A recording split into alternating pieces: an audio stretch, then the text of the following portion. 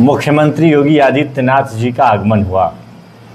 मऊ जिले में 10 साल से मोहन सेतु का निर्माण तो योगी सरकार नहीं कर पाई, लेकिन कल झूठ के पुल का एक निर्माण योगी जी मऊ जिले में कर गए हैं और वो झूठ का पुल बहुत बड़ा बना कर गए हैं। झूठ का पुल इतना बड़ा उन्होंने बनाया है कि जब उत्तर प्रदेश की राजनीति में कभी भी बात होगी तो बात होगी कि किस तरीके से मऊ में बड़े बड़े झूठ वो बोल कर गए। मुझे बहुत खुशी हुई जब मुझे पता चला कि किसी विद्यालय के उद्घाटन में मुख्यमंत्री जी आ रहे हैं। ब्रिगेडियर साहब उस विद्यालय, उस अस्पताल और विद्यालय को चलाते हैं। बहुत खुशी हुई मुझे, एक अस्पताल भी वो चलाते हैं, विद्यालय भी चलाते हैं। जानकर बड़ा अच्छा लगा कि अस्पताल का उद्घाटन है और उसमें मुख्यमंत्री जी आ रहे हैं। लेकिन जानकर यह भी दुख हुआ कि प्राइवेट अस्पताल के उद्घाटन में वो आ रहे हैं। ये सोचने की बात है कि जब एक ब्रिगेडियर साहब पूरे देश की सेवा करने के बाद, सेना में सेवा करने के बाद, अगर इस पूर्वांचल की धरती पर स्कूल भी बना सकते हैं, अस्पताल भी बना सकते हैं, तो वो सरकार के मुखिया जो 9 लाख करोड़ से ज्यादा का सरकारी बजट पूरे साल में खर्च करते हैं, क्या इस जिले में अच्छा अस्पताल नहीं बना सकते हैं? क्या अच्छे स्कूल नहीं बना सकते हैं? मैं हर एक व्यक्ति का सम्मान करता हूं जो जिले में सस्ता उपचार करे, जो अपने जिले में मुफ्त इलाज की सुविधाएं या बहुत ही कम लागत पर इलाज की सुविधाएं प्रदान करे। लेकिन कल योगी आदित्यनाथ जी ने कहा, उन्होंने कहा कि मैंने मऊ से माफियाओं का अंत कर दिया है। उन्होंने खुलेआम तौर पर झूठ बोला। मऊ में मेडिकल माफियाओं का राज है। वो अस्पताल के उद्घाटन करने आए थे, लेकिन वो जिस धरती पर अस्पताल का उद्घाटन कर रहे थे, ये मऊ की धरती आज मेडिकल माफियाओं के लिए जानी जा रही है। यहाँ पे मौतें बेची और खरीदी जाती हैं। यहाँ पे सरकारी अस्पतालों के बाहर प्राइवेट अस्पतालों की एम्बुलेंस खड़ी रहती है कि बताओ किस प्राइवेट अस्पताल में तुमको लेके चले, वहां भी तुम्हारा खून भी निकालेंगे, वहां तुम्हारा पैसा भी निकालेंगे और जान तुम्हारी जाएगी और तुम्हारे आने वाली जो पीढ़ियां हैं वो कर्जे के तले दब के उनकी जान जाएगी। क्या इशारा दिया कितना आपका? आप अभी सवाल लेंगे। उसके बाद से साफ साफ उन्होंने कहा कि मऊ में मैंने माफियाओं का अंत किया है, लेकिन पूरी तरीके से झूठी बात थी। मऊ मेडिकल माफियाओं का पूर्वांचल का एक नया अड्डा बन चुका है और पूरा देश जानता है कि जब कोई भी व्यक्ति जब एम्बुलेंस में अपने जान बचाने के लिए दौड़ता है तो इस मऊ में उसका खून और पैसा चूसा जाता है, इलाज नहीं चूसा जा सकता क्योंकि आपने सरकारी अस्पताल अच्छे नहीं बनाए। इस जिले के हालात बद से बदतर हो गए हैं। पूर्वांचल के हालात ऐसे हैं कि पूर्वांचल के क्षेत्र को पलायन का क्षेत्र बनाने का काम योगी आदित्यनाथ की सरकार ने किया है। पूर्वांचल की धरती से, गोरखपुर की धरती से आने वाले योगी आदित्यनाथ जी को ये सोचना चाहिए कि आज पूर्वांचल के क्षेत्र को उन्होंने पलायन का क्षेत्र क्यों बना दिया है। आज बड़े बड़े शहरों में जब बड़े प्राइवेट और सरकारी अस्पताल बनते हैं तो उन अस्पतालों को बनाने वाला जो मजदूर है वो पूर्वांचल से जाता है, लेकिन पूर्वांचल में आज अस्पताल और विद्यालयों की हालात खस्ता है। और कल जो उन्होंने झूठ बोला, उन्होंने साफ ये तय करके बता दिया कि देखो मैं सरकारी अस्पतालों के हालातों को सही नहीं करूंगा, मैं मेडिकल माफियाओं के राज को बढ़ाऊंगा। और इस तरीके से पूर्वांचल की जनता समझ ले, ना आपको एमआरआई मिलेगा, ना सही टाइम पे सीटी स्कैन मिलेगा, वेंटिलेटर का सपना आप दूर तक छोड़ दीजिए। आपने जिनके सरकार को चुनकर जिनको वोट दिया था वो प्राइवेट अस्पतालों के उद्घाटन मऊ में भी कर रहे हैं, गाजियाबाद में भी कर रहे हैं और नोएडा में भी कर रहे हैं। नोएडा में भी कुछ दिनों पहले प्राइवेट अस्पतालों के उद्घाटन में मुख्यमंत्री जी पहुंचे थे और आज मऊ में भी पहुंचे थे। ये हमारे जिले के जनता के लिए, पूर्वांचल के लिए दुर्भाग्यजनक बात। दूसरा एक मामला जिस पे मैं आप सबसे चर्चा करने की बात आया हूं, हमारे मऊ जिले के, पूर्वांचल के तमाम ऐसे मुद्दे हैं जिन पर सरकार खामोश है।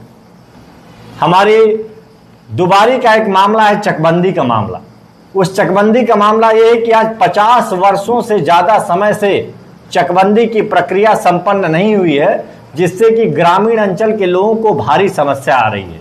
इस समस्या को लेके मैं आम आदमी पार्टी के प्रवक्ता होने के नाते मैं अपने मुखिया, पार्टी के प्रदेश के मुखिया, इस देश के कद्दावर नेता सांसद संजय सिंह जी के पास पहुंचा। हमारे जिले के विधानसभा अध्यक्ष ने पत्र लिखा और ये सांसद संजय सिंह जी का पत्र माननीय योगी आदित्यनाथ जी के नाम से गया हुआ है और जिसमें हमने उनसे मांग किया है कि जो दुबारी में चकबंदी के प्रक्रिया को आपने इतने समय से रोक रखा है, कृपया करके इस चकबंदी को संपन्न कराइए।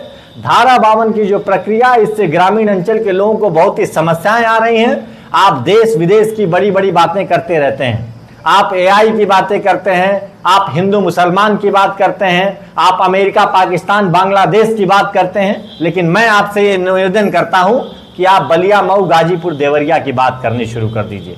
आप हमारे गांव गिराव, हमारी सड़क जमीन के मुद्दों की बात करनी शुरू कर दीजिए।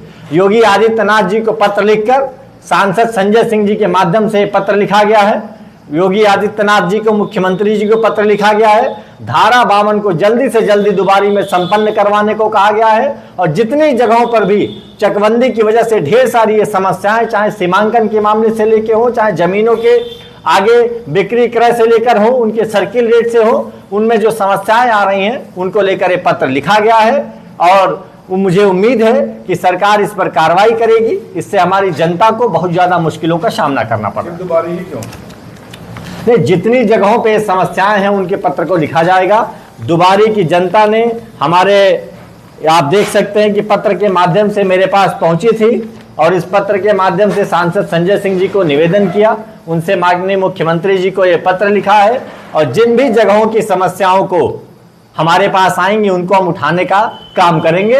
और एक और भी बात आपसे बोलते हैं, पूर्वांचल की जनता ये जान ले कि आम आदमी पार्टी आपके साथ है। सांसद संजय सिंह जी विपक्ष के मजबूत नेता हैं और उनको मोदी सरकार की ईडी और सीबीआई और इनके किसी भी यंत्र तंत्र से डरने वाले नेता नहीं हैं। तमाम हमारी सरकारों पर, हमारे नेताओं पर ईडी और सीबीआई की कार्रवाइयां होती रहती हैं। मेरे ऊपर भी ईडी के छापे पड़े, ईडी के मुकदमे सरकार ने दर्ज कर रखे हैं, लेकिन हम लोग सरकार के इन मुकदमों से डरते नहीं हैं। आज पूर्वांचल के मुद्दों को पुरजोर तरीके से उठाने का काम आम आदमी पार्टी कर रही है। मऊ में भी हम लोग आम आदमी पार्टी आपका धावा अभियान शुरुआत करेंगे और जो भी इन्होंने कल प्राइवेट स्कूल, प्राइवेट अस्पताल का उद्घाटन किया है, जिन भी अस्पतालों की दुर्व्यवस्था होगी वहां पे आम आदमी पार्टी के कार्यकर्ता जाएंगे और हम लोग सरकार को बताने और चेताने का काम करेंगे कि आप प्राइवेट अस्पतालों का उद्घाटन कर रहे हैं, आप समझ जाइए। आप किसी सेना के ब्रिगेडियर साहब के किए हुए श्रेय को लेने की कोशिश मत करिए। आप खुद के अस्पताल बनाइए और खुद कहिए कि जनता को आप कैसे मुफ्त में इलाज दे सकते हैं। दिल्ली में हमने सरकार चलाई, हम मुफ्त इलाज करते थे, मुफ्त दवाई देते थे। सड़क पे किसी व्यक्ति की दुर्घटना हो जाए, आप किसी भी प्राइवेट अस्पताल में पहुंच जाइए, आपके पूरे तरीके से इलाज का खर्चा दिल्ली की सरकार उठाती थी। ये काम था हमारी आम आदमी पार्टी की सरकार का। आज उत्तर प्रदेश में हालात ये हो गए हैं, आप चाहे हार्ट अटैक हो जाए, चाहे आपकी किडनी की समस्या हो जाए, चाहे डायलिसिस हो जाए, चाहे कुछ भी हो जाए, आप बलिया से निकलिए, मऊ आइए, मऊ से रेफरल लीजिए, बनारस से जाइए, बनारस से रेफरल लीजिए, लखनऊ को जाइए, लखनऊ से रेफरल लीजिए, दिल्ली को जाइए और आप तब तक रेफरल लेते रहेंगे जब तक आपकी मौत ना आ जाए। और आज भी आप लोग समझते हैं, चाहे सड़क दुर्घटना की बात हो, हार्ट अटैक की बात हो, हर तरफ अखबारों में रोज लोगों की मृत्यु की खबरें हैं और ये सिर्फ सरकार की लापरवाही है और सरकार जो मुख्य मुद्दों पे ध्यान नहीं दे रही है, सिर्फ उसकी वजह है। मेडिकल माफियाओं की आपने बात की, इशारा किधर है आपका? देखिए, जिस भी प्रदेश में या जिस भी जिले में सरकार सरकारी, मऊ को कोट किया है ना, मऊ में नहीं, मैं उसी पर आ रहा हूँ, इसी पर आ रहा हूँ। जब सरकार सरकारी अस्पतालों के व्यवस्था को ठीक नहीं करेगी तो प्राइवेट माफियाओं का राज बढ़ता जाएगा। प्राइवेट अस्पतालों का जाल पूरे मऊ जिले में फैला हुआ है। आप पत्रकार बंधु हैं, आप लोगों के कैमरे सबको देखते हैं, कमीशन खोरी बंधी हुई है। सरकारी अस्पतालों के बाहर प्राइवेट अस्पतालों की एम्बुलेंस खड़ी हुई हैं। जो एम्बुलेंस प्राइवेट अस्पतालों को लेके जाती है उनको कमीशन दिया जाता है, जांच में डॉक्टरों को कमीशन दिया जाता है। और इस सरकार का बजट 9,12,000 करोड़ का बजट है।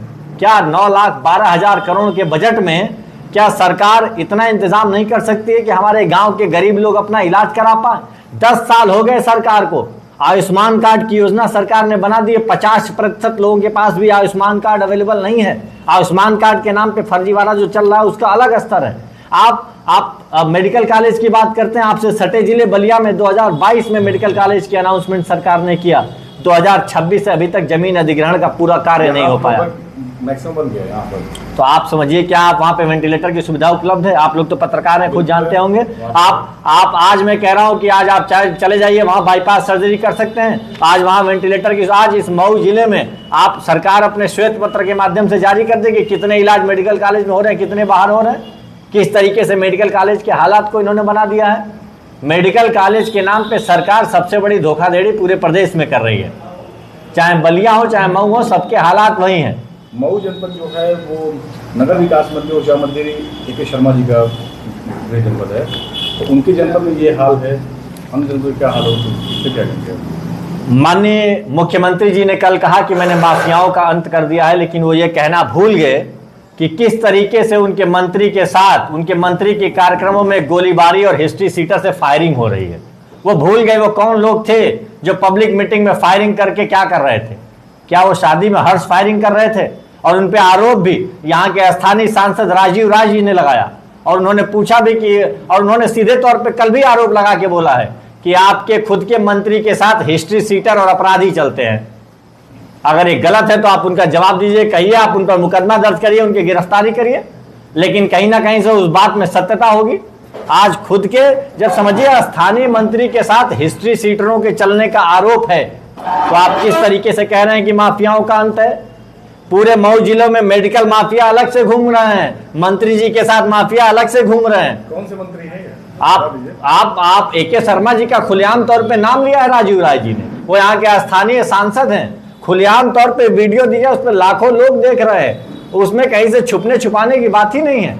आपने खुद देखा कि कैसे एक दोहरी घाट के कार्यक्रम में बंदूक से फायरिंग हो रही है, उसकी वीडियो मीडिया के सभी लोगों पे उपलब्ध है। कौन कह रहा है माफियाओं का अंत हो गया है? जिस दिन योगी आदित्यनाथ जी का कार्यक्रम है उसके एक दिन पहले मऊ में हत्या हो जाती है। किस तरीके से आप कह रहे हैं कि यहाँ पे हमने क्राइम का खात्मा कर दिया है? आप सरकारी एनसीआरबी के आंकड़े उठाकर देख लीजिए, उन आंकड़ों में उत्तर प्रदेश का अभी भी वो आप ऊपर से आप नंबर बना रहे हैं, ऊपर से आपकी संख्या आ रही है। किस तरीके से आप कह सकते हैं? मैंने आपसे सीधे तौर पे कहा कि कल मऊ में झूठ का एक पुल बना है, मोहन सेतु का पुल नहीं बना है।